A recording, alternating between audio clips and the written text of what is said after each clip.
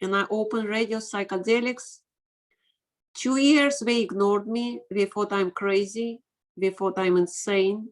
They told me I'm a foreign agent and I work for CIA and I cannot speak because I'm much smarter than Russian language in English. I was teaching medicine in a school and my Russian language is pretty good. And they said, woman cannot talk like that. It's probably a whole team of CIA agents. They prepare the speech. And the goal of this Radio Pscychedelix is to drown Russian territories in insanity.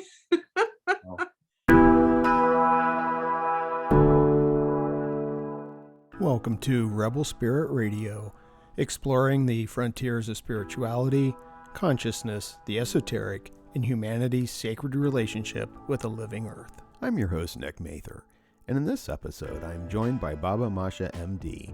to discuss her book, Microdosing with Amanita Muscaria, in which she discusses thousands of reports she has received on the healing potential of Amanita Muscaria mushrooms. I also want to apologize in advance as there is some distortion in the audio and video. It's not too bad and mostly on my end. And besides, we all know you're not here to listen to me anyway.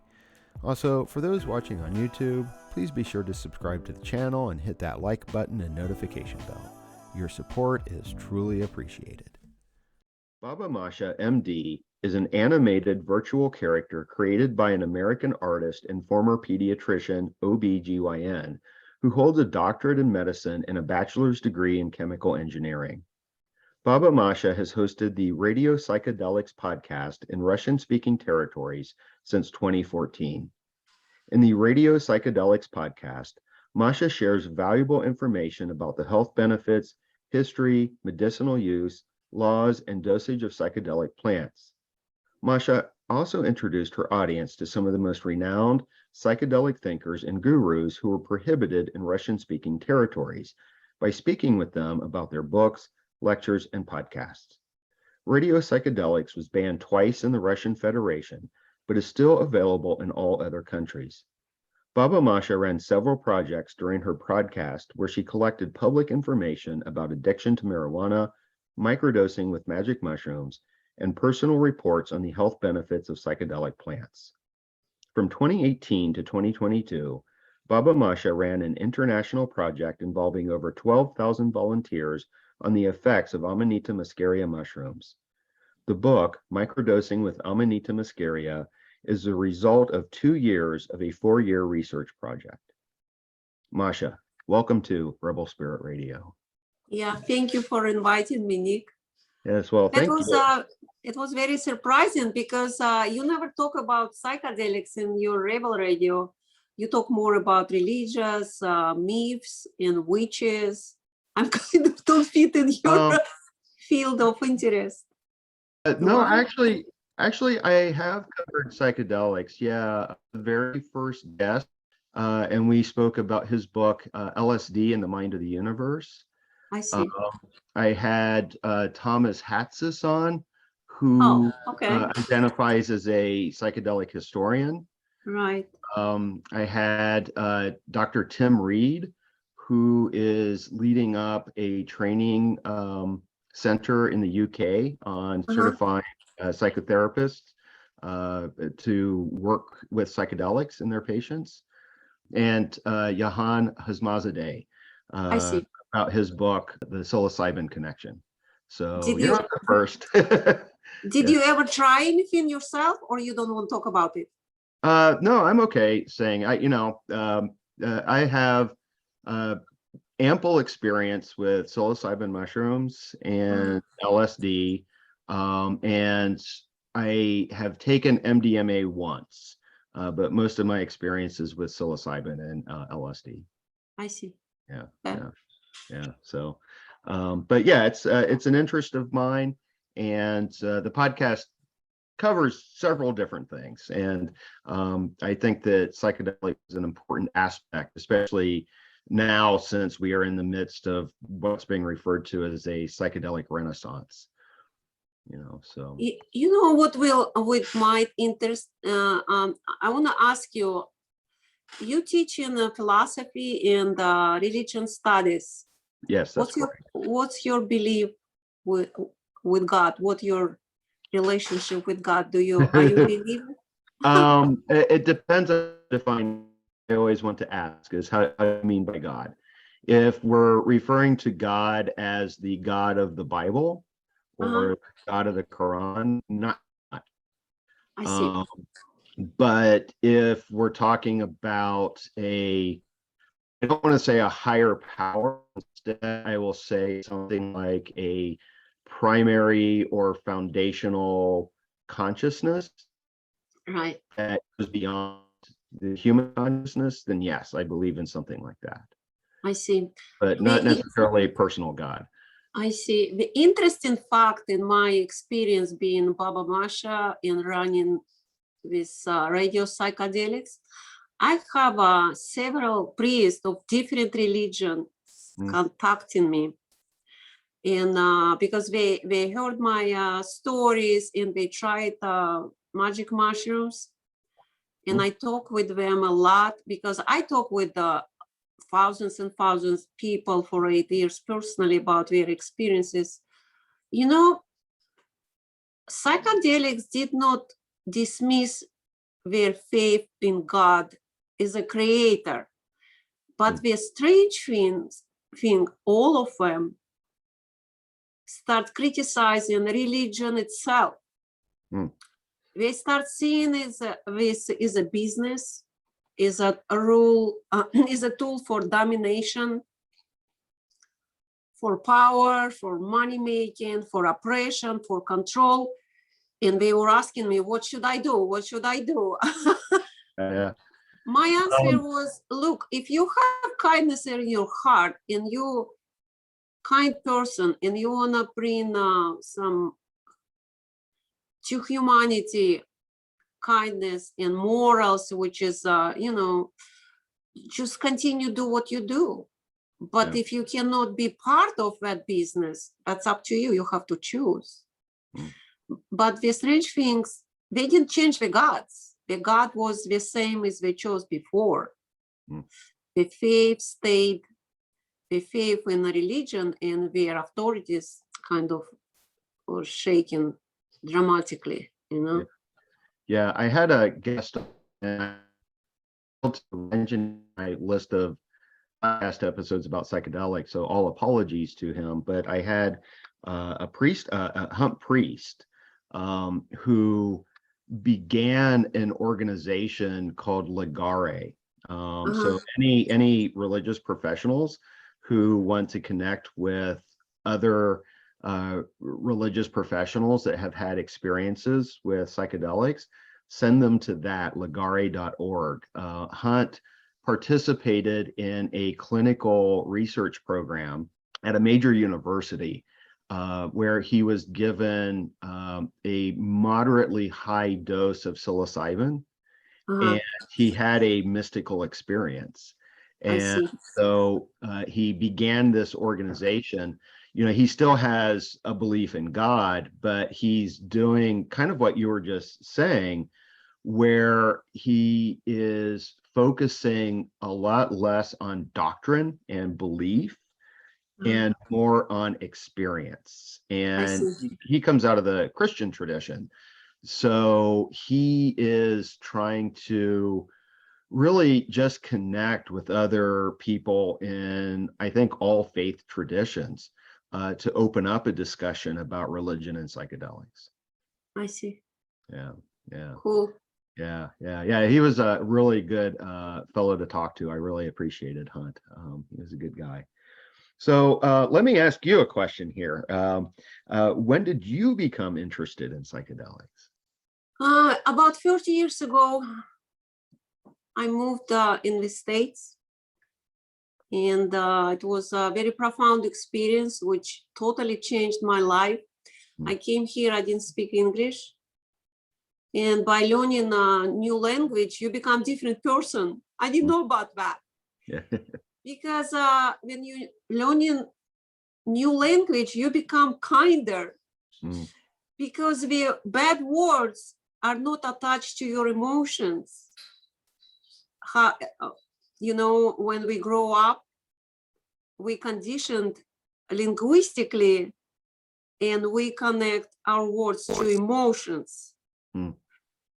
It's all happened in our childhood, but when you're adult and you have some background, you learn a new language, and you become different person. And when,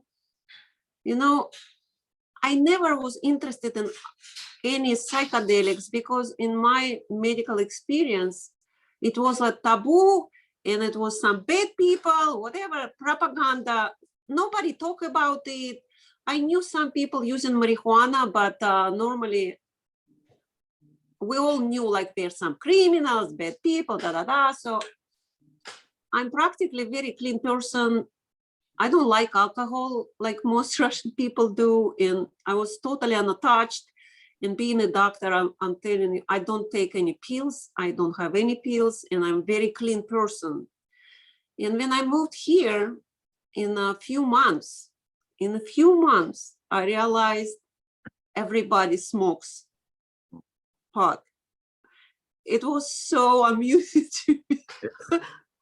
I was working in a big corporation, telecommunication company, and I realized everybody smoke marijuana, and I tried it a couple times, and I had a really, really heavy psychedelic experience. I had visions, I have all physical changes, it was hallucinations, and I couldn't understand how people work. And I said, guys, how do you work? How do you operate computer?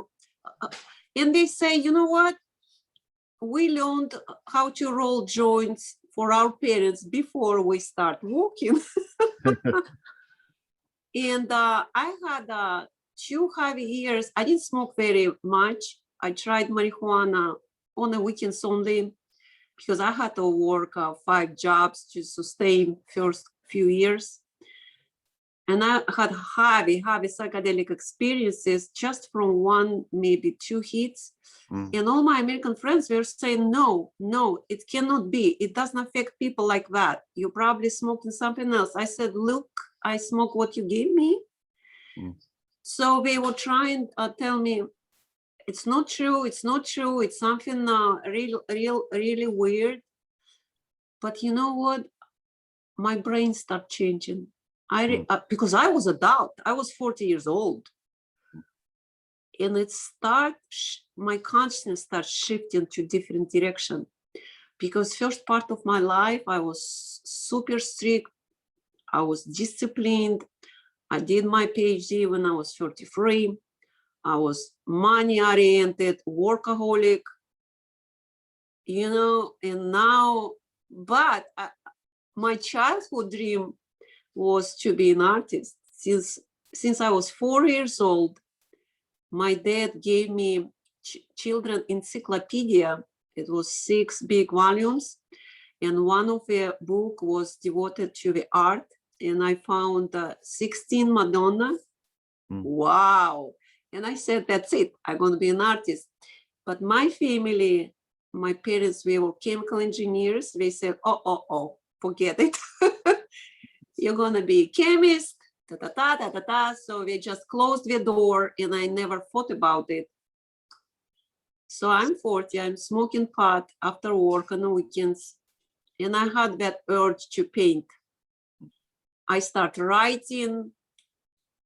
The most weird experience, I start writing English, totally unknown language to me. That's how I learned English.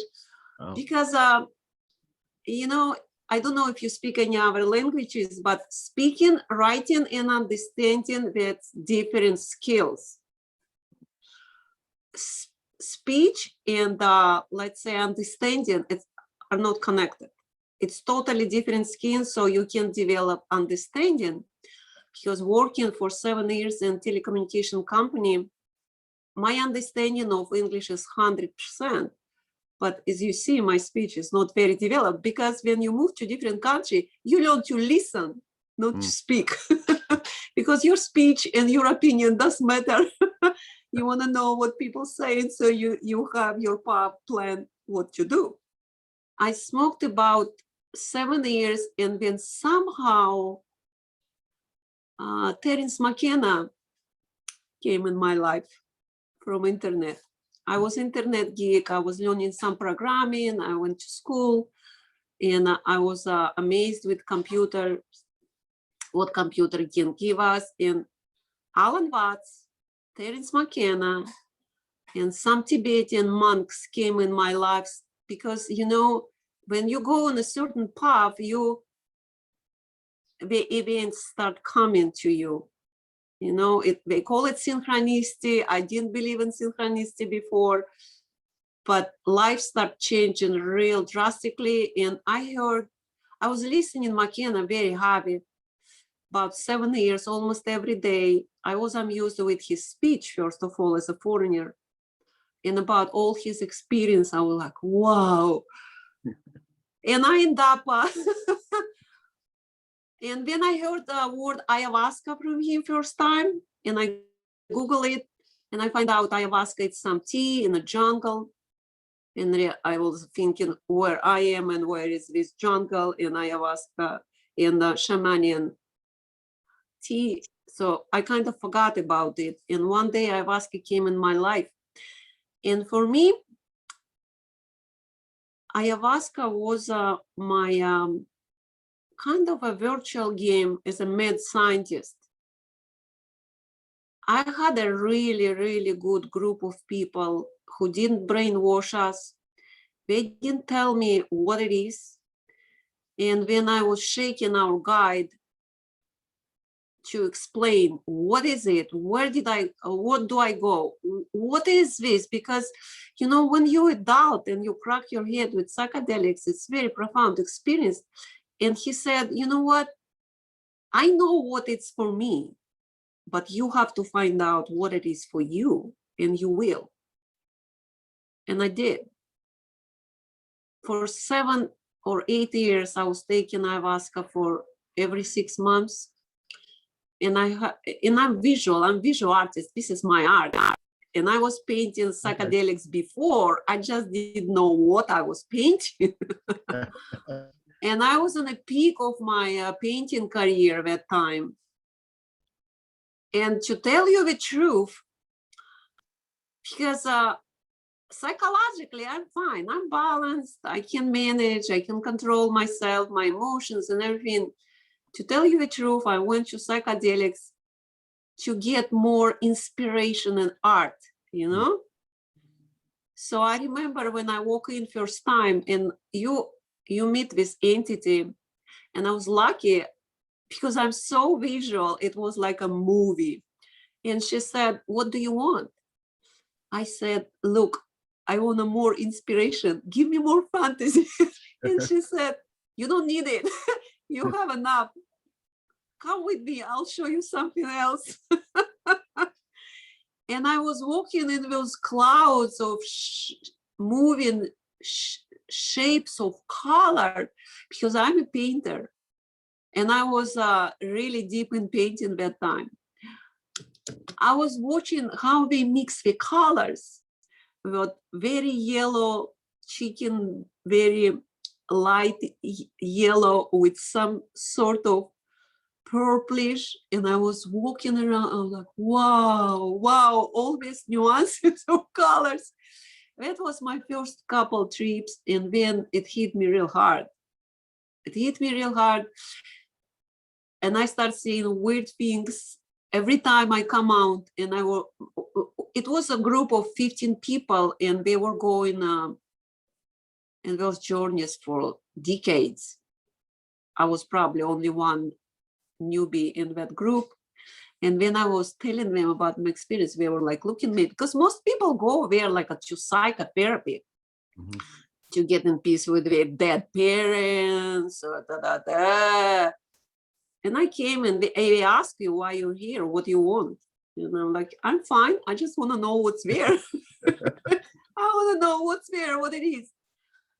And in the middle of my experience with psychedelics, I realized I should not write questions and ask them. You know how we say you have to write the questions, you have to ask the questions, da da da da da da. And I realized if I ask the question, I already kind of know the answer. I just don't know which one to choose. Mm. And I already have a concept of what I'm asking. So I stop asking questions. And when you have communication, and you definitely have communication, it's not hallucination, you have communication, it's not linguistic. You kind of start thinking and you get the answer, and it's not linguistic. Because if it's linguistic, I can, you know, when you speak two languages, the phrase appears in your brain in Russian or English, and you can say which one it is. Mm. And communication was totally non-linguistic. I start asking questions like, show me what else you have. So I end up with very heavy psychedelic journey with Iboga. I don't know if you heard about it. Yeah, I know a little bit about Iboga, yeah. I was studying Iboga for 5 years, what it is. I talk with people who took it.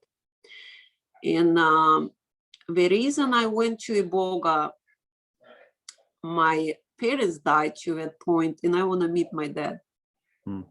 Because people were saying to me, you can talk with in real time, like with you. And I'm like, no, it's not possible. Yeah, and I want to meet my dad. That's why I went. It didn't happen what I planned because, you know, ayahuasca is far away from our real life. There is nothing human in ayahuasca trips at all. Mushrooms, some. You can see the mushroom, you can see some things, but Iboga is a photographic information which they take from your memories. Why I'm telling you, because my Iboga trip, it's lasts 72 hours. Wow. And my childhood pictures in white and black, the audio was in Russian. The latest events in this trip, they were in English and they were colored. And everybody was saying to me, when you go to a Iboga trip, you meet the most fear of your whole life. And you have to meet it. And time in the trip is endless. And you have to go until you pass it. That's it. You cannot go back. You just can go forward. And whatever your fear it is, you have to go through. And if you do, then you're rewarded with something, blah, blah, blah. I didn't know what's my fear of my life is, to tell you the truth. You know what it was? I met the God. I met the God, and in Iboga, you see the God, and you see the God what you believe in. And I was born and raised as an atheist. I born in these communist times. A lot of people mix in communism and they say, oh, that's a left wing, blah, blah, blah. No, the communism I lived in, it was totalitarian regime. It was a prison for all of us. One step left or right, they do whatever they want. And they kicked me out of Communist Party from my chemical engineer school when I was 19, because they said you don't fit in our communist youth party, blah, blah, blah. And then it was my first realization where I live and what it is, because they kick you on the ditch and forget it. You cannot find a good job. You cannot go to school. You kind of like, so I have to flee the country, and I end up in some Muslim part of Russia where I start from scratch, from zero, but whatever. When I grew up, a religion was out of state, prohibited. So when you grow up, and my grandma on my mother's side, she believed in God, and we shared the room. She was reading me a Bible, showing those little icons, and she was old. She couldn't write, she couldn't read, and she was working on a communist farms for all her life, totally physically and mentally destroyed as a slave. Mhm. And I thought, wow, she believes in God and I see who she is, right? And I see my dad, who is a communist leader. Everybody likes him. He's strong, he's honest, he was a good, great person. And he didn't believe in God. So you see the scale? Mhm. And when you ask your teacher, your parents, your classmates, everybody said, oh, the God is like for some people, it's an older guy sitting in a cloud in a white, blah, blah, blah. And that was my image of God. And it was somewhere on the background. I never thought about it. And imagine this, I'm like 50 years old and I'm meeting him. And in psychedelics, I met Jesus Christ and Salvia Divinorum. I talk with angels. And I learned in my psychedelic trips, don't ask me a question, are they real or not? Because it doesn't matter. If you can talk, let's say, with Jesus Christ, play chess with him and ask him questions, who cares if they're real or not? It's totally out of the picture.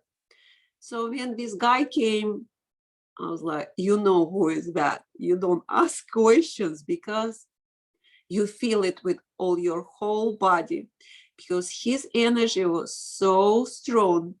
I was shaking like in a high voltage box. My teeth was going and I had flames out of my mouth, and I was ready to fall apart on particles anytime. I was extremely scared and I didn't want to look at him because it was a danger. So I kind of was covering my eyes and I only could see his feet, and he was wearing boots. And I'm like, God in boots? Cannot be. And I was thinking, you're not real, you're not real. And as soon as I thought about it, his image was distorted, like, you know, in an old TV, all this. So I got in a fight with him and he deleted my existence. Wow. God, it was so intense. And he deleted me and I got in the darkness because he was saying, come. Like, I think if I would come with him, I will end up in psychiatric ward after a trip because it will shake my whole existence, all my base core, you know? Mhm. And he was like, come. And I'm like, no. I was holding for everything was around me that time. And because in Iboga, you get in a movie, you don't plan the decorations. You in a movie, you don't know what's gonna happen, but it's going on without your consent, without your agreement. Nobody asks you. You're in a movie and it's weird decoration. And when he said, come, and I'm asking myself, why I'm not going? but it's an actor in the movie. I'm not going because of my memories. I was going to take my memories with me. And he said, no. So he deleted me. And as a doctor, at this point, I realized I'm going to have a heart attack. Because despite all these visions, because in Iboga, you know, in a trip, you open your eyes and you're in a room and no visions, nothing. You close your eyes and visions are so intense and they take you so deep. You even forget you can open the eyes and see the room and get out. But because I was a doctor too long, I'm always monitoring my body language, and I have this burning sensation in my left chest, my arm, and I'm like, God, I'm gonna have heart attack. God, I wanna have heart attack. And it was a voice, that's enough for her. And when he came to me as a normal person, he kind of was looking like this guy in a Lord of the Rings. Remember this actor with the long hair? Oh, yeah. He came to me and I was so pissed off. I was like so mad because he totally deleted my existence from all the scriptures of universe. And you understand that. You don't have to invent it. You just know. And he came to me and he's saying, Masha, you're running here and here and looking for this and that. And he was staying like you in front of me. And he said, everything is right here. Everything is right here. And I heard that knocking and everything is right here. And he gave me one thing, which was constantly in my trip. And I'm looking at him, but my emotions took over, and I was very aggressive because he deleted me. And I'm thinking, you old fart deleted my existence, and now you're standing in front of me and telling me this, everything is here. And I took whatever he gave me and took off. And when I got to different stage, different decoration, and I met myself when I was 2 years old. She's standing, I'm standing, I'm looking at her. And when you meet yourself in a hallucination trip, you think together. And I'm looking at the girl, and I know that's me because the dress she's wearing, I remember myself 2 years old in the photographs. And I'm saying, hello, little Masha, how are you, in English? And I hear her thoughts, she's saying, how does she know my name? I didn't talk with myself. It was a kind of not linguistic communication. I was just saying to her, everything's going to be fine. Everything is going to be fine. Everything is going to be fine. And that was the end of a first very extreme part of the trip. Everything well after that was worse. Anyway, so you want to talk about my book now? Well, we can talk about the book in a moment. I just wanted to make a comment that I find it really fascinating, this sort of encounter with this image of God, because, and I was speaking to another guest very recently, not about psychedelics, but we were talking about this idea of the fear of God. And, that's mentioned a lot in the biblical text. There's always mentions of the fear of God, but the fear is usually, or often it's translated as some kind of encounter with the numinous, with something that is awesome, but so absolutely other that there is, that's where the fear comes from. Exactly, Nick. The fear is not human. Right. It's so high in energy. And I thought if I gonna look, because he was looking like a big, powerful, whatever light, whatever it was, with boots. And I didn't want to look at him. And I was shaking in a high voltage box and I thought if I'm gonna look at him, I'm gonna be destroyed. The fear is not mental, it's physical. My whole body was gonna blow up in the pieces in his presence, and it's very scary thing. I never experienced that fear in my life, and it's not human. Right. It's not human fear. I don't know what it is, but it's physical experience of high voltage, whatever, higher energy, because I felt like a empty Coca-Cola metal can, and my brain was like, I realized my level of nothingness compared to what I met. You're right, the fear. I never thought about it really before I experienced it. Yeah. Well, and that's part of it too, is this, the person I was speaking to, he is making connections between horror, scary movies and religion. And, one of the things we were looking at is what's referred to as cosmic horror. Right. And, that's a lot, found in like the writings of H. It's the, he talks about these elder gods, and it's always these encounters that if you were to encounter one of these gods, they are so other that it will lead you directly to madness. Right, exactly. That's what I thought. Exactly. They're ours, And I already told you, if I would go with him, I would end up in a nut house for sure. Yeah. So it sounds like there was something almost like archetypal playing out in that experience for you. Right. Yeah. And where does it leave you after that? Well, it lasted 72 hours, 3 days. And after, so it's kind of very sharp 12 hours experience. And then it's getting lighter, but you're supposed to stay with the shamans. I took it with my husband. We took it together, because when I told my husband I'm gonna go fly in this island and take a boga, he said, no, I'm going with you.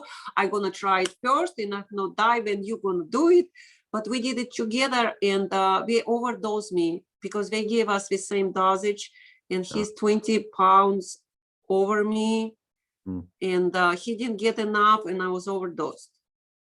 Even shaman was like scared I'm gonna just take off from that this planet. Anyway, he was all right. He didn't have any fears, but he does have any fears. He's different guy. He does. Anyway, he said, oh, that's okay. That's all right. She's gonna be good. I'm gonna watch her. We're gonna take to our cabin. We stayed in a jungle. So he took me in a place where we stayed and fell asleep. And then I had 5 hours of psychotic episode. I never had depression in my life, but I'm a doctor. I can check on myself. Even like when I go in a very deep psychedelic trips, I always keep on my back of my mind who I am and why it's happening with me. And I understand why it's happening because I took it. So I never go in a bad trip, and I always can control that anything because I keep a doctor behind me all the time. And I'm staying like kind of, and I'm saying, Masha, why are you crying? What is it with you? It was so deep in the darkness, crying, like it was bursting out of me, so psychotic for 5 hours. And I'm like, what happened?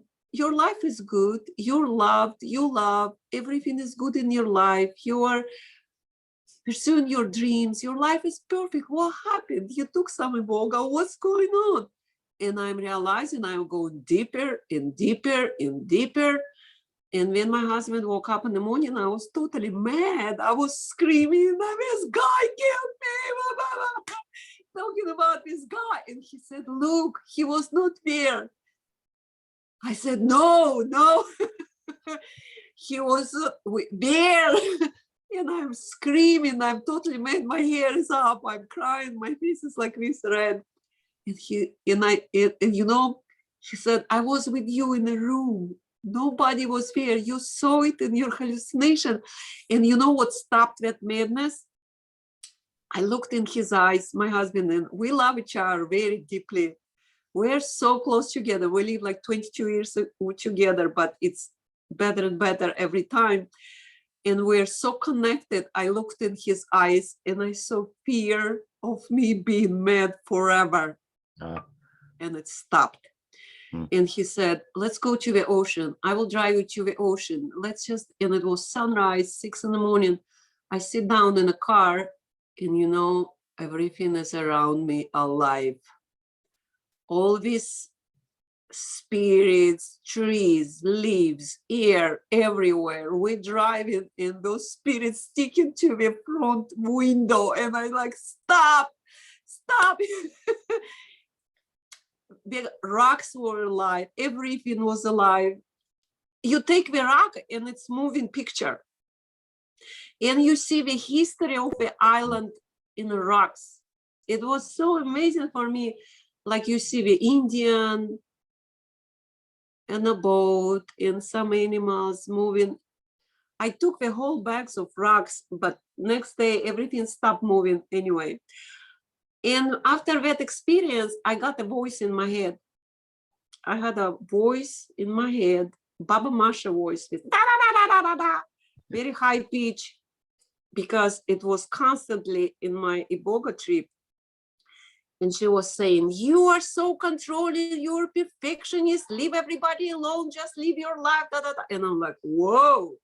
because I can say it's my voice. And when she started living in my head, I will explain you what content. Let's say we're driving, me and my husband. And when he's driving, he's a really good driver. We never been in an accident, but you know, like women, we involved, we looking left or right in the intersection, why you going there, moving that line, you know, this stuff, behaving like a navigator. It's kind of when your old pattern comes, you go through events of your life, something happening, and you have pattern of reacting.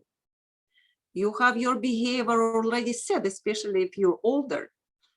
And as soon as I open my mouth and want to do something like I did before, the voice in my head said, are you crazy? Are you stupid? What, you have nothing to do? Just leave him alone. Let him do his job. He's doing fine. Just leave him alone. Look in the window. You have an ocean. You have mountains. It's so beautiful. Look in the window. Leave him alone. And I'm like, whoa. It's like when event come and you want to behave like you did before and it's a negative, time freezes and the voice said, are you crazy? Are you stupid? Why are you doing this again? And I lost my speech.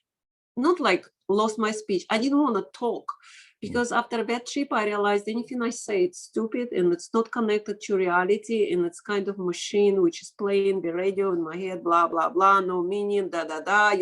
You're talking with people who are not here. You're arguing with your brother or your mother or whatever. You're wasting your time instead of doing something good for you, interesting, exciting. You just do with chatterbox. And when my brain blew up, and it was 2014, and I opened my Radio Pscychedelix, that was the sequence of events. Wow. And I, by that time, I was in a video production, and I was studying video production, audio editing, audio recording, and I need to learn with editing, animation. And I said, okay, I'm gonna do the project. That's how I do my things. If I want to learn something, I create the project on the go. Otherwise, so, and I decided I'm gonna open podcast. I'm not gonna tell who I am. I'm not gonna drag behind me all these artist abilities, whatever I did in my life, and say, oh, I'm an actor, blah, blah, blah. No, I created a character, Baba Masha, and I thought, what I'm gonna talk about? And I decided the most interesting thing in my life right now, psychedelics. And I know so much about it and I can share it. Because by that time I did a boga, I read tons of literature. I read Robert Anton Wilson, Timothy Leary. I heard all lectures of Dennis McKenna. I tried a lot of things, but you know, the puzzle were not complete. I was missing something. So I opened with Radio Pscychedelix to find out the truth. What is it for our people? And I decided I'm gonna do it in my culture, Russian, because I have deeper understanding of nuances of the language which I can connect, because English still not my language, and I'm never gonna be deep in English like you, because you grew up with that language, right? You have total understanding, I mean, connected to history, to some characters. You can say one word and everybody understands what you mean. And I'm a foreigner, so Russian was much more efficient for my research. And I opened Radio Pscychedelix. 2 years they ignored me. They thought I'm crazy. They thought I'm insane. They told me I'm a foreign agent and I work for CIA and I cannot speak because I'm much smarter than Russian language in English. I was teaching medicine in a school and my Russian language is pretty good. And they said, woman cannot talk like that. It's probably a whole team of CIA agents. They prepare the speech. And the goal of this Radio Pscychedelix is drown Russian territories in insanity. Oh. And you can imagine if it's criminal, you cannot talk about even medicinal properties. All non-profit organizations like Yarovit, Shroomery, banned in Russia. You have no information at all. And some woman come out, you don't know who she is. She doesn't show her face. She talks with weird voice. And she's saying, I took psychedelics for a decade and I'm gonna tell you what it is. Yeah. And between that, I'm giving them rules, certain settings, how do it right, bringing psychedelic cultures, translating most of this, the most famous books, not translating like by word, by hours, just saying the meaning, what does it mean, what kind of psychedelics, various plants, various chemicals, and how they affect you, and how you take it safe so you don't blow up your brain and don't end up in a nut house. And my medical background helped me a lot, and I can read the formulas, I understand chemistry, biochemistry, whatever chemistry, because for 4.5 years I was studying all kinds of chemistries to the point I started hating. That's how I end up with this radio. And in 2014, oh, I forgot to tell you, in my Iboga trip, I had a recurrent message all the time. You have to look for the small dosages. No explanation. You have to look for a small dosage. And they don't say what it is, what I should look for. I come out of this trip, and in 3 weeks, a book of James Fadiman popped on me from internet about microdosing. Wow, and a new word, microdosing, came in my life.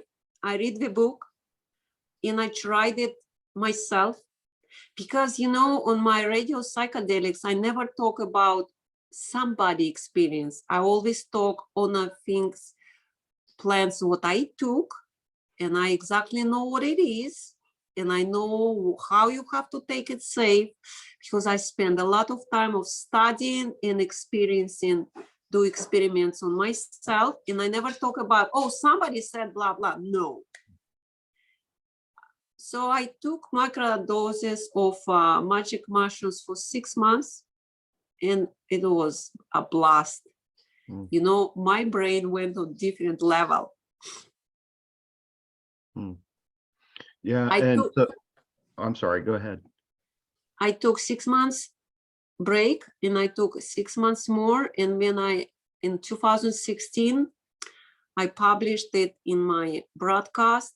I talk them about benefits. It's how you can ignite your creativity, your mental capacity, because psychedelic macrodoses of magic mushrooms, they block the noise.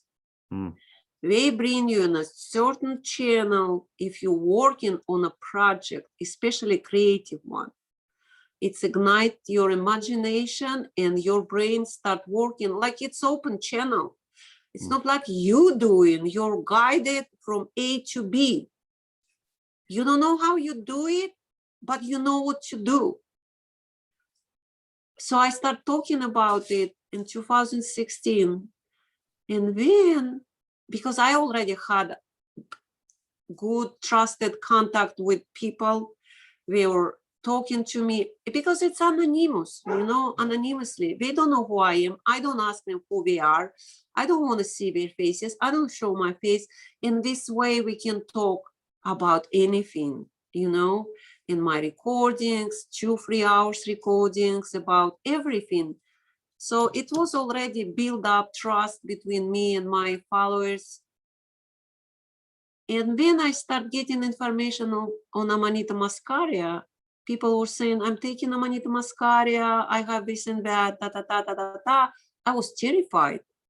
As a doctor, as a normal doctor, I was terrified. I was like, are you crazy? I grew up I was born in the middle of last century, and I grew up in a very poor time in a communism, building a society. We have not much to eat. So I was a mushroom hunter since I remember myself. And my parents always were telling me, avoid it, avoid it, avoid it, don't touch it, go away. And it's stuck in my brain. And when people start saying, I'm taking it for a year or 2 years and I have such and such effects, I'm like, are you crazy? You're gonna die. Anyway, I had a very bad medical conditions, which I could not cure with pharma. And I didn't know what to do. And people were saying, try it, try it, try it. And I did. I went on Pacific Coast. I picked up some 10 or whatever dozen of manitas. I did what they said. I prepared the tincture. And guess what? I got rid of my pain in my back because by that point I couldn't walk. I couldn't walk and I didn't want to go give myself to a doctors and we perform the surgery, which is 50-50. You can end up like physically disabled. I said, forget it. And I was saved. That's how I built up a relationship with Amanita. And then I started reading hours, days, months to find out what is about it, what did they research, what do they have.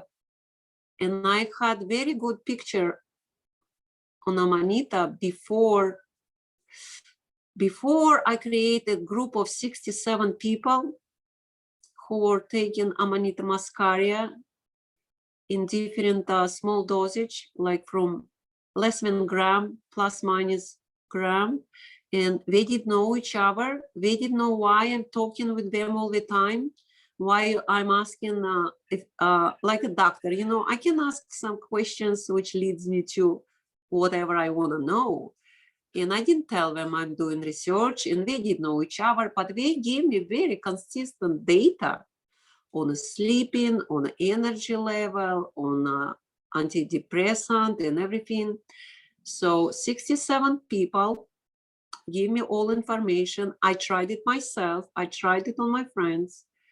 And then in 2019, I went public and I said, you know what, this and this, and that's what I have. Kaboom! I had about 2,000 people at the end of 2019, and it was going like a snowball. And then in 2019, I opened questionnaire with 107 questions about different conditions. What I want to do, I plan to explore a range of diseases what might be corrected by Amanita Muscaria microdoses. I want to study the degree of influence Amanita Muscaria microdosing on every nosological group I know. I didn't want to find answer, oh, it works. I want to find, does it work or not? I want the answer, not a positive answer. Because I plan to determine stability of Amanita Muscaria effects. I want to research analgesic properties. I want to find out what is optimal personal microdose size. I want to find out what the form of use. So all the questions, I put it in a big questionnaire and I told people about my podcast and people start answering. It's a question and optional answers. I feel better, no results, I feel worse. It's not about curing diseases. It's because I'm not talking about curing anything, right? Because I understand, I'm a doctor. I was studying medicine for 12 years, forget it. Condition, what we people can say, condition. I feel better, I have that disease, it diagnosed, I took 3 weeks or 4 weeks or 6 months of Amanita Muscaria, I feel better, I have that, and that. So I was not pursuing to discover some, you know, I don't want to put theories or some discoveries. I want from my followers to describe them what's going on. How did you wake up in the morning? What's happening? Do you have this recurring chatterbox in your head? What's in your mood? What's with your pain? What's with the symptoms, this and that? It was very fun for 4 years. And The total amount of people contacted with me on Amanita Muscaria were 12,000 people, volunteer trials. By this time, it's about 6,000 people strictly on microdosing, but I also were collecting information on a higher dosage, like middle, like let's say 5-6 grams, because I didn't tell them, take it, and tell me what happened. They were writing me because they were already trying. So I know what results of taking medium dosages. I know what how it's end up with taking big dosages. So I collected a big chunk of information on Amanita. And when I decided, because I wrote the book in Russian in 2020, and I just gave it to my people for free because they were in a project. We want to know what we achieved. The book was downloaded 45,000 times in the first week. Wow. And now it's about 200,000 people who downloaded it from my social media outlet. And when I thought I should write the English book and share with the English people, because Amanita Muscaria start popping out everywhere, because people who I was working with, they're everywhere. You know, I have people in Australia, in United States, in Thailand, and every continent. Not just in Russia, Ukraine, Belarus, it's European Union, it's in Britain, everywhere. And it's different Amanita Muscaria, and Amanita has different chemical compounding, and depending on geographic location, you know, it could affect people different. So that was lead me to that book. I just got it. Ha ha ha. I got my free copies. Finally. It was so long. Yeah. So Well, that's pretty much. yeah. Any questions? Oh, yes, several questions. And observations and whatnot. Just for the viewers and listeners, the Amanita Muscaria mushroom is the mushroom that's got the red cap and the sort of white flakes on the top. And Like this. I do know, yeah, exactly, that it does have a reputation for being a poisonous mushroom.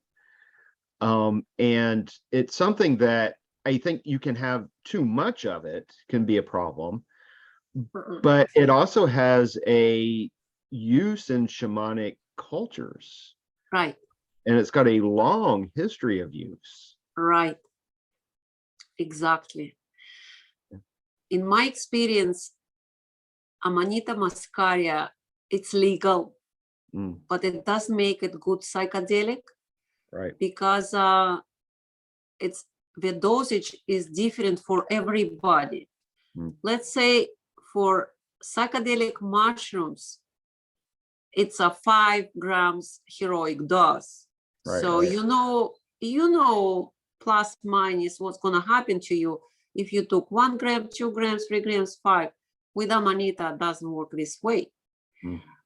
Some people can take 5, 7, 15, 20, and at one point of your psychedelic trip, people losing connection of mind and body. It's a dissociative. And when mind flying away, the body becomes self-destroyed. There is a very high level of aggression toward yourself.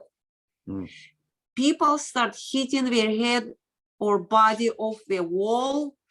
They're doing crazy things, and 99% of people who got in this dissociative state end up waking up in urine, blood, they're defecating, they're all in wounds and scratches. God, it's not psychedelic. It's not psychedelic. It has psychedelic properties, but it's dissociative. You cannot experience that on any other plants like ayahuasca, mushrooms, iboga. If I touch you and say, Nick, what year were you born? You will tell me. I'll ask, what's the name of your mother? You will tell me. And when you go away with Amanita, you don't recognize me. You might see me as a Jesus Christ. And you can see me as a monster. You can attack me with a hammer. You're totally absent. It's a craziness. It's a psychiatric episode, you know. You're totally not here, no sense, no logic. You cannot wake up the person. You cannot calm down.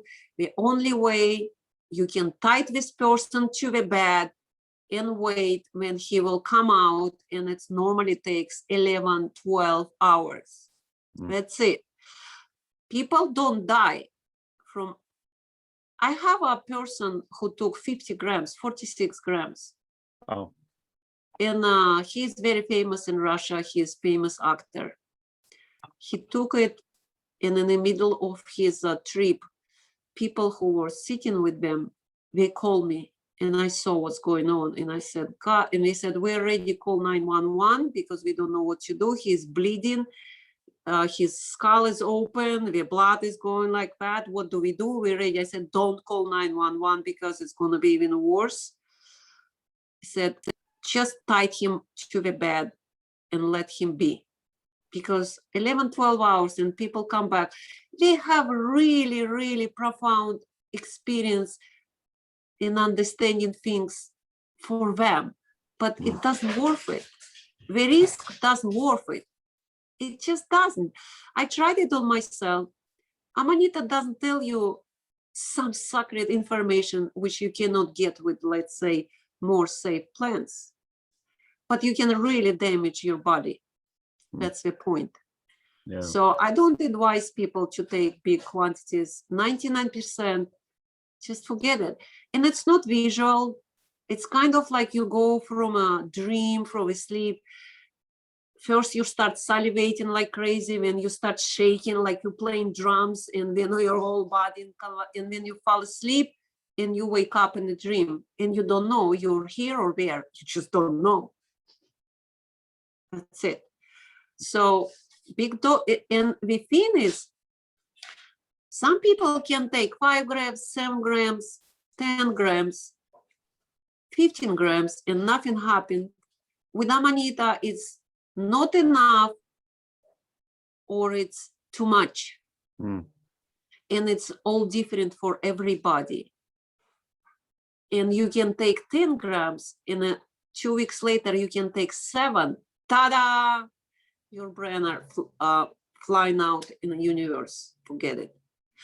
I have pictures of people with bloody faces, smashed, with all their wounds, because they were sending it to me. I have the whole photograph to prove what I'm saying, because I have over 100,000 people auditory who taken this or that plants, and they reported to me. So only microdosing, only. That's why I wrote that book, and I have a chapter on Amanita trips. People, you just take more safe plants. You can take mushrooms, you can take ayahuasca. Just forget about Amanita trips. It's not safe. It is not safe. That's it. Yeah. But the microdose, it has some really surprising beneficial effects. Oh, yeah. And so out of the comments that you received in this research, what was the most surprising benefit, or a few of the most surprising benefits that you came across? We made a big discovery in this project, great discovery, and nobody knew about it. Nobody talks about this. And before I said it, nobody knew about it. And it's one thing: Amanita Muscaria microdosing cure addiction to heavy drugs, opioids, alcohol addiction, methadone, amphetamine, cocaine, marijuana, and alcohol. When people saying, oh, Amanita Muscaria microdosing is placebo, forget it. There is no placebo for alcoholics. I lived in a country where all population drinking alcohol like water. There is no placebo for people because we are chemically dependent on alcohol. Forget it. And I have people reported to me who are drinking heavily to the psychotic episodes. They quit. I have 86%. 36% of heavy alcohol users quit, and about 50% they lower the consumption, and it works. I'm telling you, it works. And it was a great discovery for me as a doctor. We tried Amanita before for insomnia. What I discovered in my research, Amanita is not a sleeping pill, like you take microdose and you go sleep when you take a sleeping pill. Amanita restoring your sleep. You take a 3 weeks, 4 weeks course, and it restores your sleep. Only you have to have certain conditions for Amanita to work. It's restoring your biological pattern. And if you take in Amanita Muscaria to restore your sleep, you have to go sleep before 10 p.m. Because if people have a habit, work until 1 in the morning, 2 in the morning, and they take Amanita, it doesn't work. It's even make it worse. And Amanita, which was surprising to me, Amanita works differently depending on time of intake.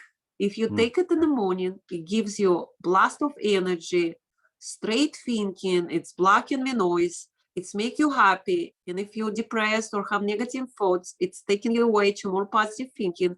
You're working, it doesn't affect your job, it don't cloud your mind.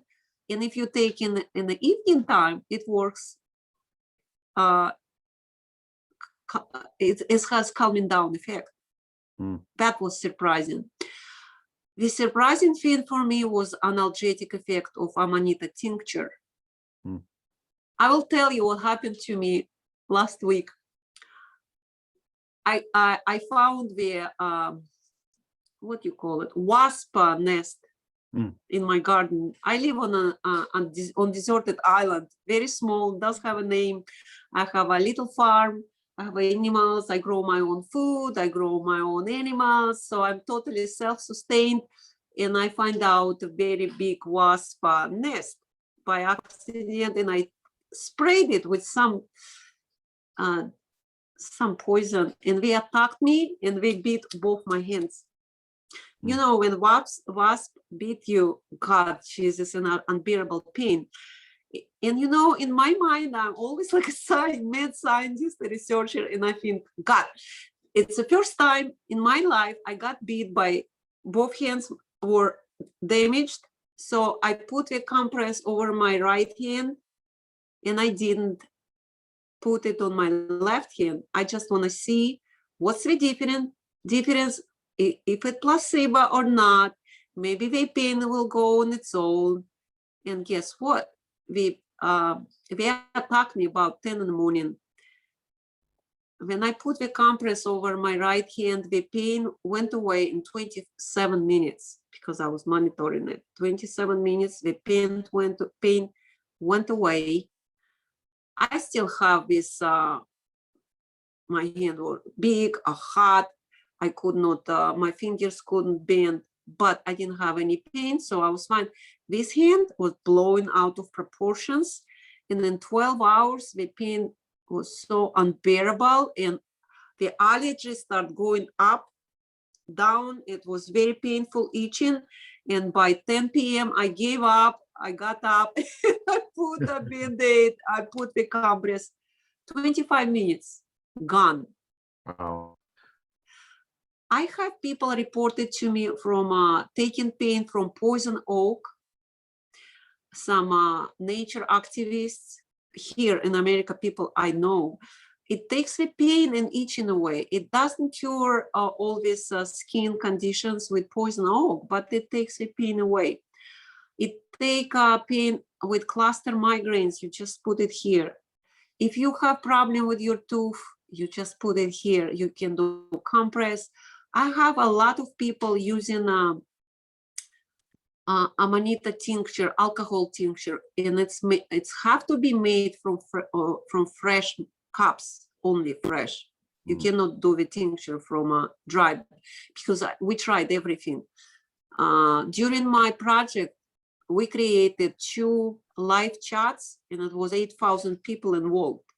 So everything we studied, it was alive, it was recorded, people knew each other, we were sharing, I'm taking this much, I have these effects, what do you think? I have negative, what should I do? So we were 24/7 talking about it, 8,000 people and 2 live chats. I was running one, and my associate Thomas, he was running second one, and I was taking all the information, all the data separately on my different account.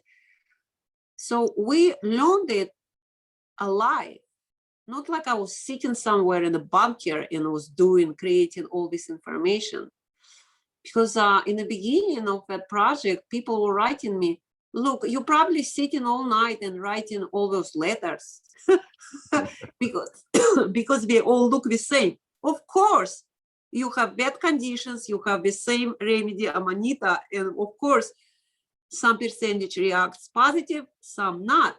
But I'm telling you, the percent of positive effects from day 1 up to 4 years didn't change much.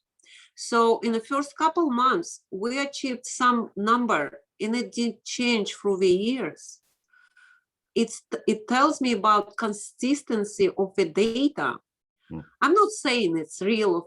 Even you cut it on 2, it's still good in some points, like restoring your sleep, analgesic properties, and addictions. Right. I have more because I was trying to research everything. I was putting, as soon as people report me, okay, I have allergy and I use Amanita and I have positive or negative or no results. So it was allergy, appetite, digestion, diarrhea, or constipation, asthenia, depression, asthma, autism, cold, even like color perception or vision perception, different condition of skins like psoriasis, neurodermatitis, nail fungus, candida, epilepsy, gingivitis, hormonal imbalance, hypertension, mood enhancer, energizer, pain relief, I already told you, pain relief, perspiration, prostatitis. Prostatitis is great. I have good numbers on prostatitis. And swelling of lower extremities, cardiac arrest recovery, skin burns. It's a great remedy for skin burns. In the book, I have photographs of older woman. She burned her fingers. It's in a book. And she went in the hospital and they said amputation only. They cured this for a few months with the Amanita lotion. And she recovered. She even grew back the nails. Yeah. And she burned her fingers to the bone. Yeah. You can see it on a picture. And I have pictures in dynamic, how she recovered, grew new skin, new nails. It was wow. And it was all posted in live chats. We had live streams. People were talking about their experience, and I have audio recorded. It's on my podcast. They were asking me questions, why I have this, why I have that. And most negative effects I observed when people were buying unknown stuff over internet, especially in capsules, because you even don't know what's inside. And they tell me, oh, I took those capsules, I have allergy, I'm itching, and I don't sleep, and I'm aggressive. What's going on? Hello, I'm not researching capsule intakes. You have to go in the forest, you have to pick up Amanita, you have to prepare it as people, because we find out with those for 4 years, we find out what form, and it could be different for different people, and how you store it. And in our discovery we made all together, it's not just me, we did it all together with 12,000 people. We were constantly in a reach, they were writing me, I was answering. I didn't do anything but running that project because it was real heavy on data. I have to read all of it, systematize, put it together, ask people questions and everything. So we find out there is a group of people, about 1/3 of population, which is they have positive effects only if they take fresh dried amanita. If me personally, if I take fresh dry amanita, my body wants it, I have great effects, I have energy, I sleep good. And if in 3 months I don't want it, if I take it, I have nausea, I'm salivating, and I don't want to take it. Even like a photo of taking just making me. And we have about 1/3 of population which cannot stand fresh dried amanita at all. They can only take 2, 3, 4 months and over stored amanita, and then they have positive effects. If they take fresh dry amanita, they have aggression, they have flying dark spots, they start sweating, and they become real anxious, we cannot sleep, and they go down, we have negative thoughts. So, and about 1/3 of population doesn't care what to take, to tell you the truth. So for last year, because you can, because when you dry up amanita, it's changing its chemical properties. I didn't research it, but by effects, I'm a doctor, I can talk about taking the remedy and watching the effects, and it's a group of people, and it's systematic, not just 2 people told me, right? I realized something changes in amanita when you store it, because it's affect people different. So for last year, I microdose with a tincture. And tincture is alcohol, it's 85 proof, and it's very close by chemical compound to fresh mushroom. So I just put it on the skin, very like couple drops anywhere, and it works. You know, I sleep good, I have energy, especially when I had COVID. It didn't cure my COVID, but it gives me, so, you know, I don't know if you had it, but I was 65 days like this in my house, couldn't move, couldn't do anything. And as soon as I put some tincture on my body, I go in my garden, I start digging, planting plants, doing my podcast, and then 2, 3, 4, 5 hours, Yeah. Wow. it puts you in bed. So, okay, any other questions? Well, I find it really interesting that it can, the Amanita Muscaria mushrooms, there's a variety of ways of taking them, you know, with the tinctures, ointments, or just eating them, eating fresh, eating dried, and that it just the variety of effects that they have from all these different ways. And in the book, you do include, I guess we would call it like recipes on how to prepare them for people, so people know how to prepare them. I like the idea of people just going out and finding them on their own. Because in my mind, that creates a connection to the forest, you know, where they're grown. You know?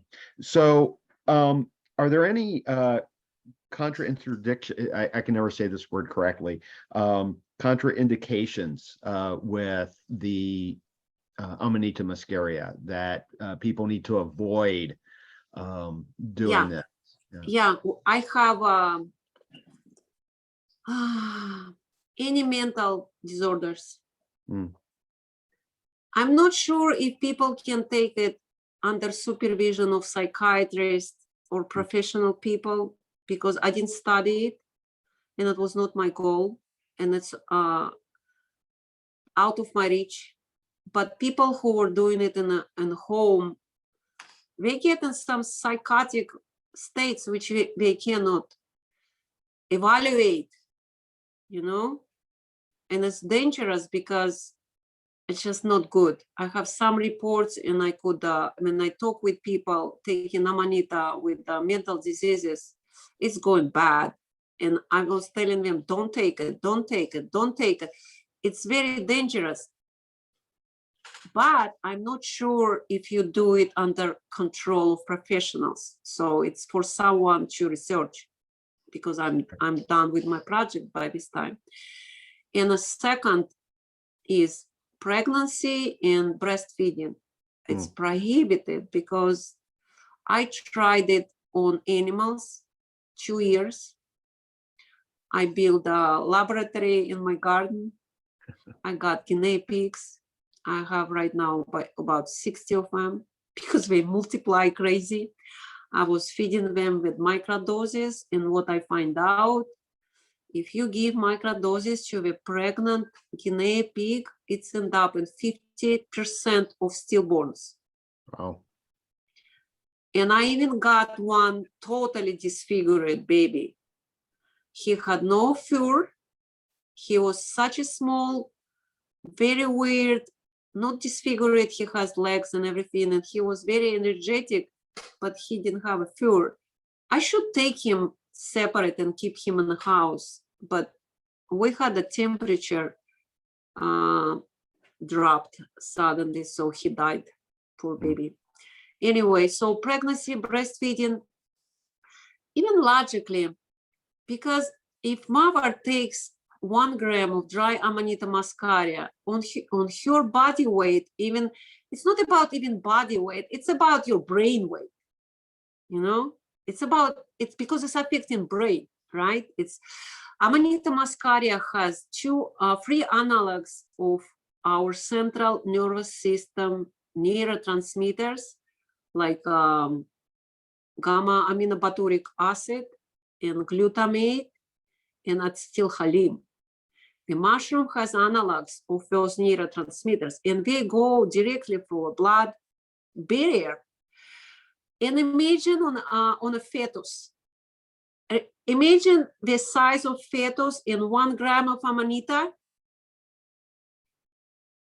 And I studied genetics, and any doctor knows what fetus has critical points of brain development, and brain development is under control of mother biological chemistry, right? Hormones, enzymes, and everything. Imagine if she takes Amanita all the time. It doesn't affect her mentally, but it affects your fetus, and we don't know which way. Nobody studied it. Because you put your unborn child in a psychedelic trip, right? Yeah. And a baby who is, let's say, 6, 7, 8, 10 pounds weight, 1 gram of Amanita affects him real hard, you know? And I discovered one contradiction just in the last stage of my project, just this year. It looks like Amanita Muscaria microdoses moving the stones in the kidneys. Right. I have about 40 people who had a kidney stone diagnosed. It's moving, you know? And I have 4 millimeter stone came out, and it's proved by tests, photographs, and everything. So there is only 4 so far I discovered, nothing else. And, you know, I was telling people, because we are all volunteers, we didn't tell anyone, take it. I told everybody who was involved in the project, if you have any negative effects, stop it. Because in Russian media connected to Amanita Muscaria microdoses, it's blew up the whole country.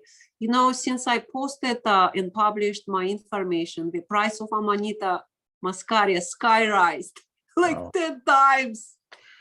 And it's easy money, people, and very few people who selling good stuff. Most people selling whatever. It could be mold, It could be prepared wrong. It could be anything. So for anybody who wanna try Amanita, go to a forest, pick it up yourself, read how prepared, and try. Any negative effect, any, stop. That's it. It's very easy. Any other questions? Yeah, it's really interesting. Yeah, well, it's really interesting that it kind of exploded in Russia. And one of the things I was thinking of is that, you know, there is this suppression of psychedelics in general there, probably in Europe and the Americas. Oh, yeah. The Amanita Muscaria would be widely available just in the forest because it grows there historically. So it seems like that's the perfect population to experiment with this and see, you know. Yeah, but I'm telling you, Amanita the legality and accessibility of Amanita Muscaria does make it a good psychedelic. It just does. Yeah. Right. And all the recipes I gave, it's Amanita Muscaria alcohol tincture, how to prepare it, how to store it, how you ferment it. Then Amanita Muscaria tea, and it's not a tea. You don't put a boiled water in a cup with the Amanita powder. It's supposed to be room temperature. And you keep it 20 minutes. And I advise taking Amanita to people in my project only if Amanita is dirty, because when you, it's in my book, when you pick up Amanita, you cannot wash it. All the chemicals in Amanita Muscaria are water soluble. So if you wash Amanita, there's not much left. And sometimes it's so dirty and you don't know what to do. For alcohol tincture, it does matter because you filter it and you take all the dirt away. But if you collect Amanita and it's too dirty, normally I use like a toothbrush or toothpick, just clean it up. And if gills are too dirty, I just take them away. And then Amanita Muscaria ointment, which is really good for burns, and Amanita Muscaria lotion, and Amanita Muscaria drink, which is good for, it doesn't give you a psychedelic experience. You can take up to 50 grams, but because it's cooked with water, milk, and honey, it brings you to a very, very deep meditative state. It's totally block your thinking. You can't think. And, you know, like a lot of people trying to cut off their thinking, and it's probably impossible. Very few people can achieve it, but with Amanita, we call it in Russia soma. It's not the soma, which is in Tibetan scriptures, but anyway, we call it soma, and I tried it a couple times. It brings you to a state, you sit in and observe your empty brain. And your body is high, like on alcohol, you cannot move, but your brain are crystal clear and quiet, just shut down totally. And it lasts. And what's good about taking this Soma Amanita drink, because you take little shot every 45 minutes, so you can control how it affects you, not just like eating 50 grams and then go crazy, running in the forest for 2 days and stuck in a pine tree and people have to take you out.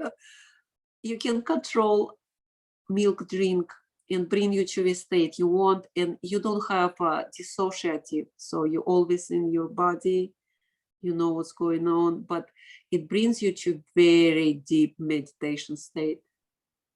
You don't speak, you don't think. It's just kind of very deep psychedelic experience when you have non-linguistic communication with something, you know. So that's pretty much. And you can cook the stems because for microdosing we don't use stems. There is several research, and it's published, chemical compounds, chemicals in a stem, in a cup, and it's different. And I have my own way to prepare it, so you can just eat it like regular mushrooms. I basically soak it for 48 hours in the water changing water a couple times. And all water soluble, muscimol, ibotenic acid, everything goes in the water. And when you squeeze it and you cook it, you can do soup, you can fry it, whatever your way of eating regular mushrooms. And it's Amanita stems, they don't become soggy when you keep it in the water, and you can freeze it, you can use it for, you can store it for a couple months and eat it. So, and what interesting, let's say, if we talk about skin conditions like psoriasis, because nobody really knows what's caused psoriasis, and neurodermatitis, we find out, because I was putting questions like, okay, I have 80 people with psoriasis. It's a group of people with psoriasis. I talk with each person and I said, okay, let's just try, take it orally, dry mushrooms, 3-4 weeks and see what happens. Let's take it separately, just a lotion. Let's put the tincture only. So we experimented on everything, because I build up with groups, psoriasis, high blood pressure, and all different kind of conditions. And look what I find out. Like, let's say neurodermatitis and psoriasis, I have great results with consuming dry amanita, not the topical use. Interesting. Yeah, it's high percentage, about 73% of curing psoriasis. It's not curing, it's go in a remission. And it's all depends, because I don't have a long-lasting study, let's say, for years, how often it come back. I have a question about how long the effects stay. What's the percentage of coming back, let's say, with alcohol, with drug dependency and everything. So it was a very interesting project, that's why I wrote the book, because I felt like I need to share this information with the English-speaking people. Yeah. Well, I'm glad you did. And, you know, what you were doing is collecting a lot of data. That wasn't, you know, a controlled, you know, causal double-blind sort of study. Do you know if anyone is doing anything like that? Because it seems like that would be the next step based on the data that you have accumulated, for people to actually start doing some hardcore clinical trials to verify a lot of this.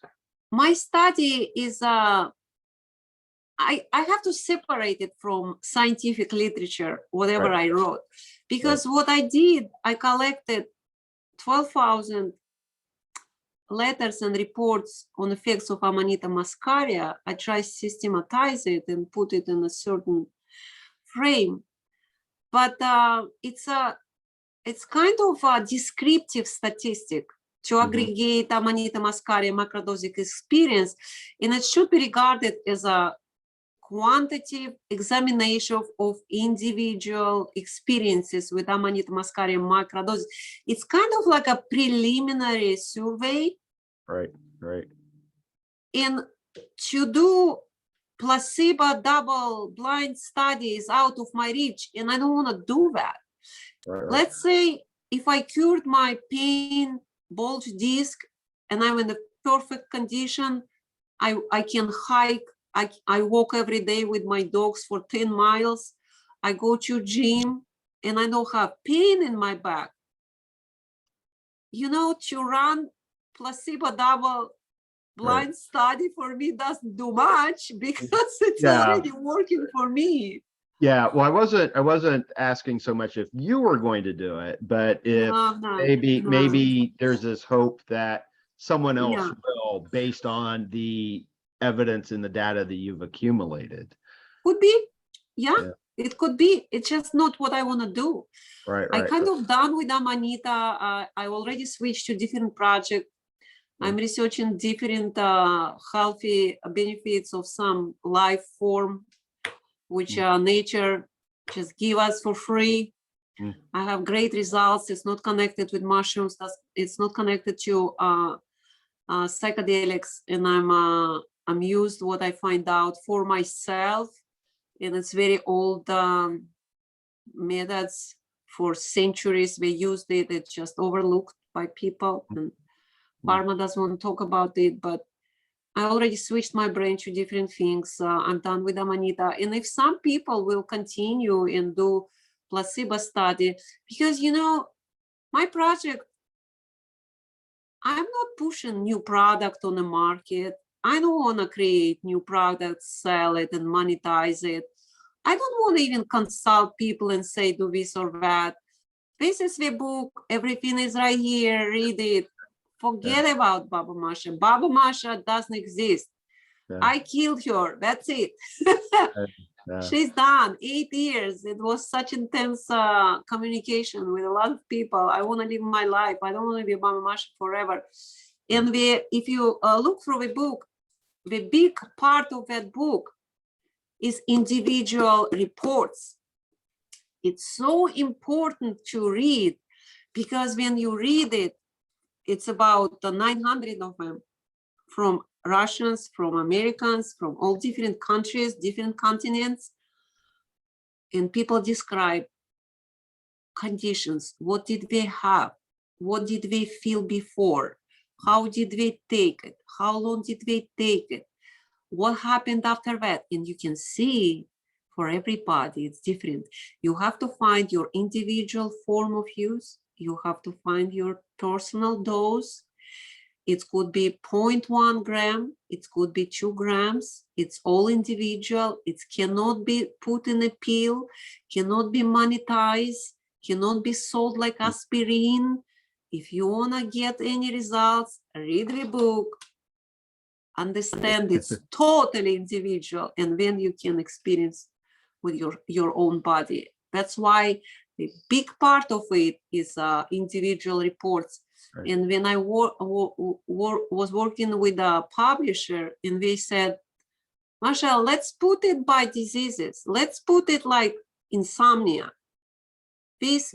I said, look, it's about nothing. Because for some people to get result with insomnia, can have to take it in the morning. Some people take it in the evening, they can sleep. It's different for everybody. And microdose works for 24 hours. So you have to find out what time to take, how much, and you have to experiment, because the microdose of Amanita Muscaria, when you take it, it shouldn't show you results right away. You shouldn't go up or down right away. You take it for a week, you look back, you write down what you want, you write down your condition, because you forget it. You don't, because if you're not a doctor, you even don't see how your body responds, because most people like, okay, I have pain right there, whatever, blah, blah. So write down everything you have, take it for a week and see how it affects you. And then you experiment with bigger, not more than 1 gram, not more than 1 gram, because if you start a little bit salivating and you have nausea, forget it, go lower. So you don't have, if you have a certain dose of Amanita and you have blast of energy, it's wrong dose, go down, cut it in half. It's all in a book. I presented all kinds of conditions in individual reports in my book. The problem is I put like 40 more questions after I submitted my manuscript. So I discovered a little bit more information about different conditions, because I didn't put just blind question like, okay, let's research here, high blood pressure. No, if few people, like 5, 6, 7 people wrote me report, Masha, my blood pressure was 180 by 130, and I took Amanita 3 weeks and it's normal. I'm like, whoa. So I put in this question for voting, for discussion, and I start talking in my live chats. People with blood pressure, tell me what's going on with you. It was very, intense, nice project because it's alive. Mm. For 4 years, it was alive. All right. You talk with people alive. It's not like a dead study. You just collecting information. You talk with people and you talk with them in dynamic. First week, second week, third week.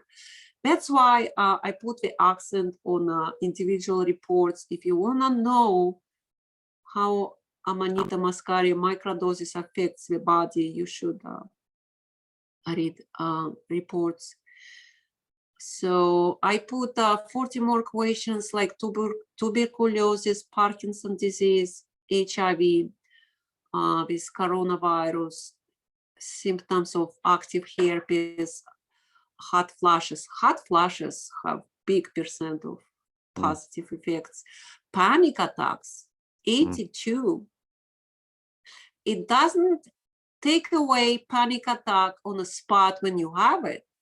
But when you take the course of 3 weeks and you take the break and you look back, you see panic attacks are diminished in numbers or gone. And it's all individual. Like we were doing research, you take it 3 weeks, you see how it affects you. When you take the break and then you start monitoring, maybe your condition is much better and you don't have to take it, right? So you have to take a break, let's say 7 days, 10 days. And if you need it, you feel like you need more, you take 3 more weeks, 4 more weeks, and you take a break and you monitor how do you feel. That's how we were going. And I have people who are taking Amanita like 5-6 years. Yeah. They don't have any diseases.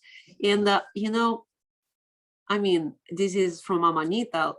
Let's say if it will affect the liver badly, we will know because people will start talking about it in live chats and we all will know right away. That's what's been great about the people. We were working as a big team and it was wonderful, you know. I met a lot of good people who are my friends right now. I have people volunteering in my live chats, administrating and taking people out of the chats who just want to blah, blah, blah, or scream or fight or do some. It took a while to make it, put it in a right path of researching and talking about things I want, not just talk gibberish or getting in the fights. Because, you know, if you read comments in any, let's say, YouTube channel, blah, people are getting in a fight, they're calling their names, they talk about things which totally out of equation or does belong to what, let's say, I research. I have about, I have 3 channels on YouTube. My first psychedelic channel was banned in Russian Federation 2018. They blocked it. So I opened another one and it took them 2 years to discover me again. And they blocked me in Russian Federation in 2020. So I opened one more strictly to Amanita Muscaria. And it's called Microdosing with Baba Masha. And I'm putting slowly English subtitles. About 70% of movies have in English subtitles, and it's only 20, and it's all detailed explanation of everything. I'm showing how I do the tincture. I'm showing how I prepare Amanita, how I pick it up, how I store it, how I dried it, everything. So that's it. Okay. All right. Yeah, I was going to ask you if we're going to kind of open this up to like English speaking audience, because I looked at, I don't remember which channel it was, but I know everything on it was Russian. And so it's the microdosing with Baba Masha that you're starting to upload, some with English subtitles. So I'll find that and I'll put a link to it in the show notes and video description so people can find it. I Right. think it'd be really interesting. And, I've been enjoying reading your book. I really enjoy reading the reports that people had submitted to you. I find it We're really, wild, huh? So yeah, people it is. Yeah, well, and it was really interesting how sometimes it's whole families, that, it's the mom, dad, grandfather, grandmother, the kids even. Nick, that's how I find out what you have to take time, find out individual dosage, because let's say it's a couple, it's a family, and they take in the same amanita, they prepared it the same, they pick it up in the same geographical location. Husband reacts this way and wife reacts different way. And I'm like, why? Yeah. That's why I run with research to find out, because I build up the groups and I say, okay, tell me who takes some fresh dried amanita and you have negative, because you announce it in a live chat and it's 8,000 people and you get data right away. Right away. That's what was very fast. That's why it was very fast. And by 2 years of my project, I collected over 3,000 people taking microdoses only, strictly microdoses, not trips or anything. Right. And now it's over 6 by the time I closed it, because there is nothing else I can put. Right. There's nothing else to research, and I don't want to just Right. I stopped with live streams because 700, 800, 900 people come in and they're newbies and they say, oh, Baba Masha, how do I start? Hello? Yeah. Go read the book. Yeah. Now, has the been released yet? I don't remember released on the book. Has it been released, or is it going to be released in a couple weeks? A lot of people got it but from different sources, because it's it's a worldwide, and a lot of people pre-order it, especially people in different countries who speak English, like Finland, Israel, part of Europe. They all speak English, so it was big chunk of pre-ordered books. Some people got it because I got people from Britain. They said, I got the book, I'm reading, Amazon sent it to everybody who pre-ordered it before on September 6th. So it's in a week. All right. Okay. So it's available on Amazon, and it's available online. It's available everywhere in every country. And it has a big pre-order. I just know because people was writing me, Masha, I already pre-ordered 5. Masha, I pre-ordered, I want to give it to all my friends. Masha, we were waiting so long. So I know people are getting it already. Okay. All right. Good. Well, I'll put links for the book too in the show notes and the video description as well. Okay. So people can find the book easily. Yeah. So, all right. This was an incredible conversation. Thank you so much for sharing all of this knowledge that you've gathered. I really appreciate it. And you already said that you've got something that you're working on now. You've sort of stepped away from the Amanita Muscaria. And I can tell it to you in a private conversation. I want to talk about this on public. Okay. All right. Yeah, you can let me know privately after I stop recording. You can share with me. Is there? And I'm going to put the link to YouTube. So I guess that would take care of pretty much where people can find out what you've been doing and what you've been up to. Is there any other location, like a website or anything? No, I don't want to connect my personal life to Amanita. I don't want to be consultant to the rest of my life. Right. Everything is here, like God told me, everything is here. Everything is in the book. You read it, you become an expert in Amanita, and you know what to do. I don't want to consult. I'm not pushing anything. I'm not selling. I'm not gonna, because I'm an older woman. I'm not gonna go in the mountains, because sometimes to find Amanita, you walk for 15, 20 miles and you obtain only one small box, about 2, 3, 4 pounds. Forget it. It's done. I did my dose. I'm happy with the result. I put the book out.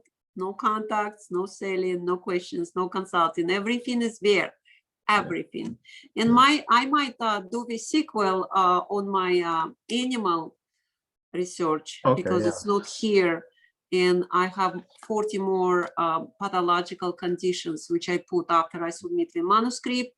And maybe I'll put more information, because I run different projects. It's not just Amanita. I already approbate my method of collecting data with people, because as you said in the beginning, on Amanita product, on marijuana addiction, I run project on microdosing psychedelic mushrooms. So I did a lot of same projects before I come up to Amanita, because Amanita was not available. It just kind of dropped on my head from nowhere. It was not the goal. I didn't know anything about it. It just happened, you know, and it's result in a book. And when book is out, bye-bye. All right, then. Well, I think that's probably a good place to end. So again, thank you so much for your time. It's been a joy speaking with you. And I do encourage people to get the book. It is a fun read, especially reading all of those reports that you gathered. Yeah. Thank you, Nick, for inviting me. Oh, of course. Thank you. Thank you very much. All right. And that's a wrap on episode 52 of Rebel Spirit Radio. Thank you so much for listening or watching if you're a part of my YouTube audience, or watching this on Spotify. If you enjoyed this podcast, please make sure to give it a positive rating on whatever platform you use to listen to podcasts. It only takes a second, and your 5-star ratings really do help, especially if you're listening on Apple. If you have a minute to spare, please consider posting a short but positive review, and please consider subscribing. For those viewing on YouTube, please give this video a thumbs up and subscribe to the channel. Make sure you hit that notification bell so you'll be notified when I upload new content. Also, if you have a friend or family member or even coworker who you think might like this podcast, please share it with them. Right now, that is the best way to help me grow the podcast.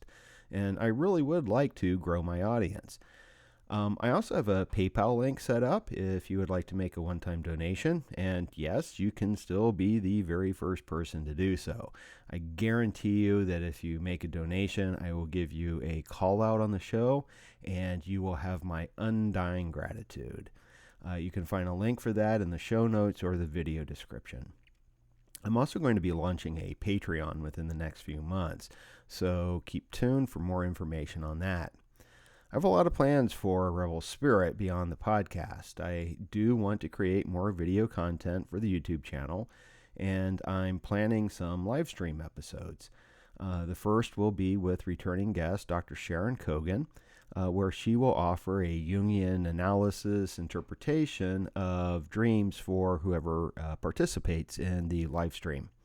We're still working on scheduling this, but it will likely be the end of October. So be sure to follow Rebel Spirit Radio on Facebook and or sign up for the newsletter at rebelspiritradio.com. That way you'll be informed of all future events and the launch of the Patreon. Implementing all of this is going to take a lot of time, work, and resources. So anything you can do to help will be greatly appreciated. I'm Nick Mather, and you've been listening to Rebel Spirit Radio. Until next time, may you be in peace. May you flourish in all possible ways, and may you continue to nurture your rebel spirit.